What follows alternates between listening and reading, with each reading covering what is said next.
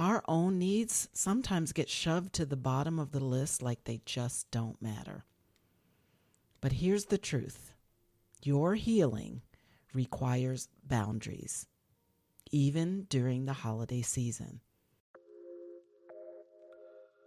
Hi, my friend, and welcome to the Bounce Back Black Woman podcast. I'm Dell, and with God's help, I've overcome some of the toughest trials in life that I could ever have imagined.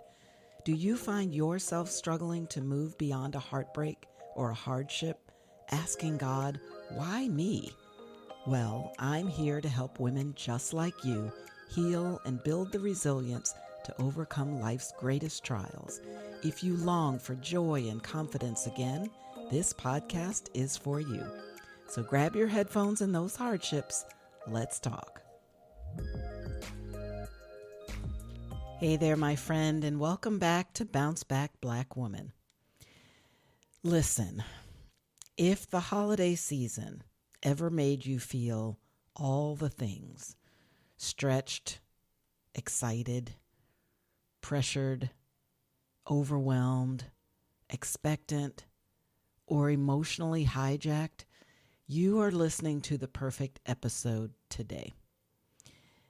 And that's because December has this way of kind of pulling us into all the things: family expectations, emotional responsibilities, yearning to spend time with family and friends, traditions we no longer have the energy for, guilt, spending, budgeting, comparison, and somehow pulling us into everyone else's needs. And meanwhile, our own needs sometimes get shoved to the bottom of the list like they just don't matter. But here's the truth.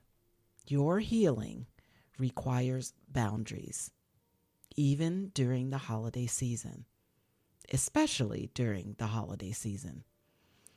So let's explore why that is. I want to tell you something that I had to learn the hard way. There was this time when I was doing the absolute most during the month of December. I was saying yes to invitations, yes to baking, because those of you who know me know I don't cook. I heat up stuff, but I can bake. I was saying yes to cleaning, yes to last-minute requests, yes to the emotional processing of friends and relatives who hadn't done their own internal work. And one year, I remember this so clearly. I said yes to something that my spirit was screaming for me to say no to. And why? Why did I do it? Guilt, obligation, people-pleasing, trying to keep the peace, trying not to ruin the holiday by saying no. But my friend, here's what ended up happening. I showed up physically, but not emotionally. I smiled on the outside, but on the inside I felt resentment building. That whole experience left me feeling drained and irritated, and honestly, disappointed in myself for ignoring and refusing to honor my own limits. And that day taught me something. If your presence costs you your peace, that is not holiday spirit. That is self-abandonment. And I made a promise to myself that year. I would never, ever do that again. So here's what I want you to take away from my experience. Number one, a boundary is not a rejection. It's actually clarity. You're not saying to others, I don't care about you, or I don't love you, or I don't want to spend time with you. You are saying, this is what I can realistically and wholly give of me.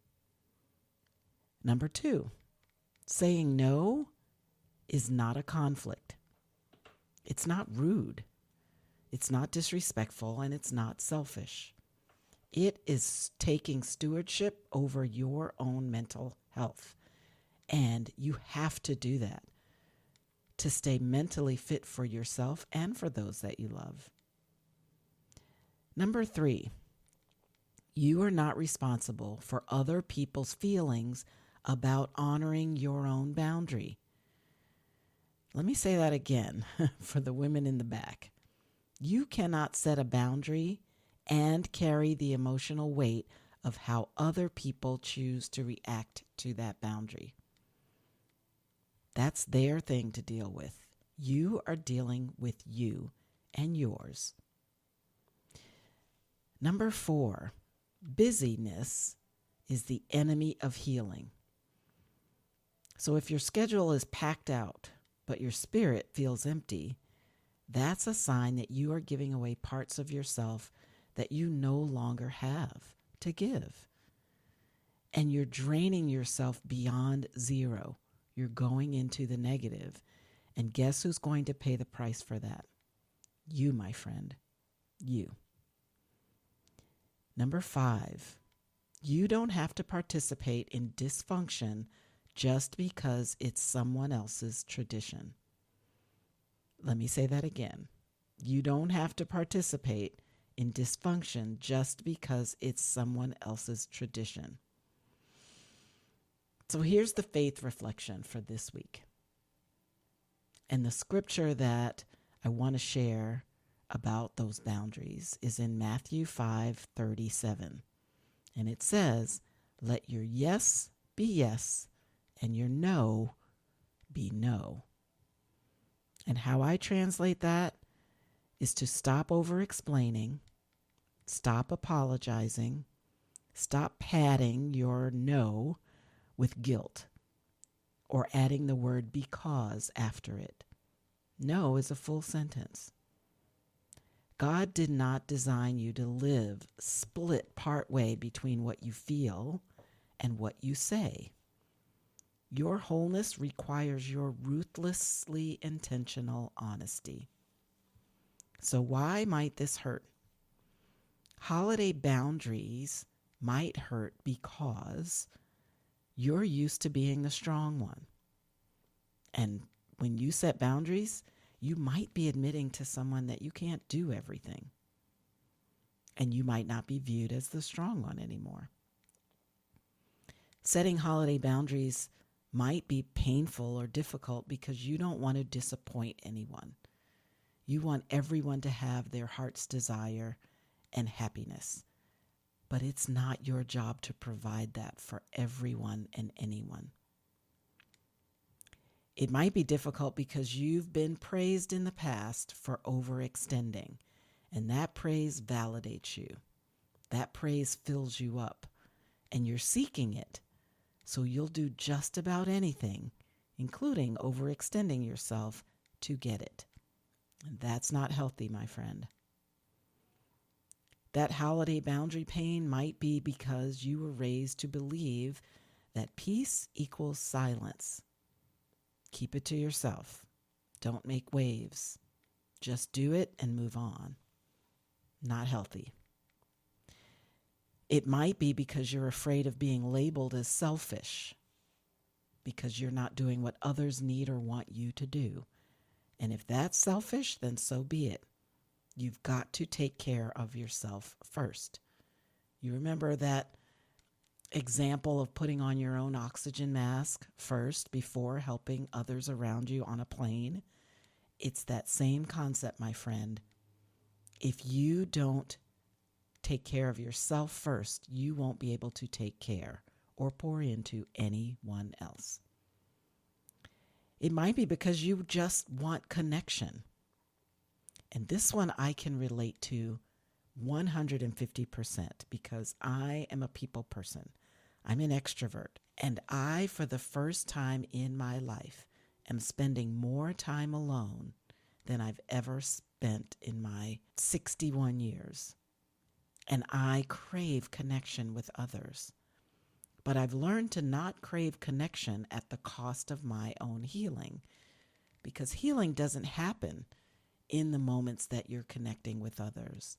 Your healing happens when you reflect on that connection, when you prepare for that connection, and when you use that connection to lift yourself up in solitude. So, my friend, this isn't about being the difficult one or making it harder on other people. This is about being honest about your own emotional capacity. So here's what I want you to hold from this episode. You can't heal and people please at the same time. One of them has to go. And so I want you to journal on these things. Number 1, what's draining me this holiday season? Number 2, what am I saying yes to out of sheer guilt instead of out of my own capacity? Number 3, what boundary is my spirit asking me to set that my will is refusing to set? Number 4, who might be disappointed in me, and why am I prioritizing their disappointment in me over my own disappointment in myself? And number 5, what might it look like to protect my peace this December, this holiday season? How can I grow? How can I give back better? How can I become more of the person I'm longing to be? So, my friend, I want you to listen to me. You do not have to betray yourself for anyone else's holiday comfort. Your healing matters. Your needs matter. And your voice matters. And a boundary is not a wall. It's a doorway that lets in what's healthy and gently blocks the things that are not. So if this episode blessed you, or stretched you, or grew you, made you smile, or made you cry, I want you to share it with another woman who needs permission to stop carrying more than her heart can hold. And I want to remind you that my gift to you this holiday season is my free guide, 26 Tactics to Bounce Back in 2026. I poured my heart, soul, experience, love, and expertise into that guide, and I would love for you to go and claim it now. You can do that on the website at bouncebackblackwoman.com, or simply go down to the show notes and click the link. No strings attached. You'll get the guide, and you can start preparing for your best year yet. Well, that's it for today, my friend. I really hope this episode inspired, encouraged, or just plain comforted you. If so, please share it with a friend who might be struggling in her own healing journey. And if you take a moment to leave a quick review on Apple Podcasts, you'll help other women find encouragement through their heartbreak. Remember that God is holding your hand along this journey, and guess what? I'm holding the other. Life is short, so bounce back, Black woman.